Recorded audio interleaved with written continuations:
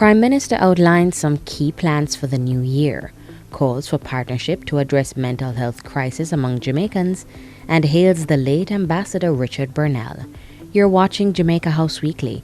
I'm Vanessa Silvera. Prime Minister Andrew Holness ushered in a new year with a message which highlighted government's plans for 2023.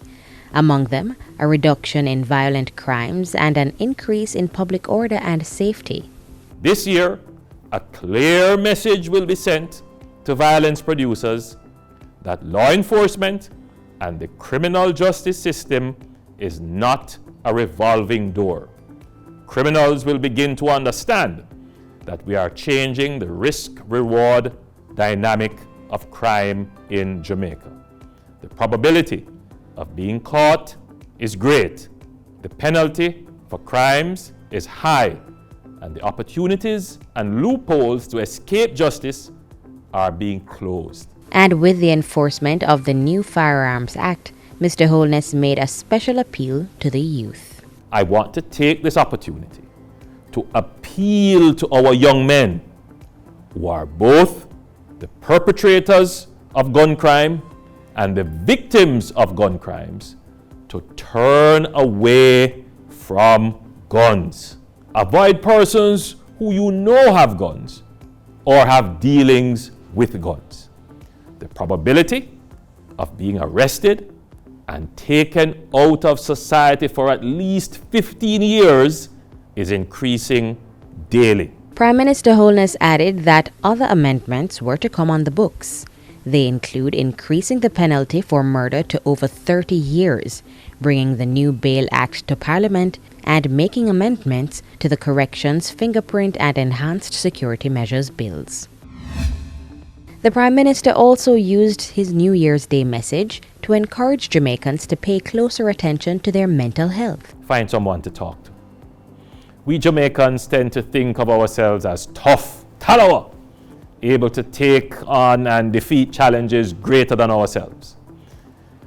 However, over time, this tough attitude has led to an ineffective response to personal and social trauma in our lives. Mr. Holness echoed a similar message at the annual Heal the Family, Heal the Nation National Day of Prayer event at the National Arena in Kingston. He revealed that government was pursuing a deliberate and robust approach to addressing what he termed a mental health crisis among Jamaicans. This approach, he said, will involve the church, the Ministry of Health and Wellness, and other stakeholders. We need to start a public education campaign, not just from the government, not just from the Ministry of Health, but also from our churches and other organizations and entities, to get our Jamaicans to change this culture of not trying to seek help when they are in crisis. In other news, the capability of the police to issue electronic tickets will more than double with the arrival of e-ticketing devices in the next few weeks. Under this new system, warrants will be issued in a seamless and timely manner. Traffic violators will no longer be able to ignore tickets they have accumulated and continue to drive recklessly without consequences. Prime Minister Holness says the new Road Traffic Act, which comes into effect on February 1, will go a far way in bringing order to the nation's roads.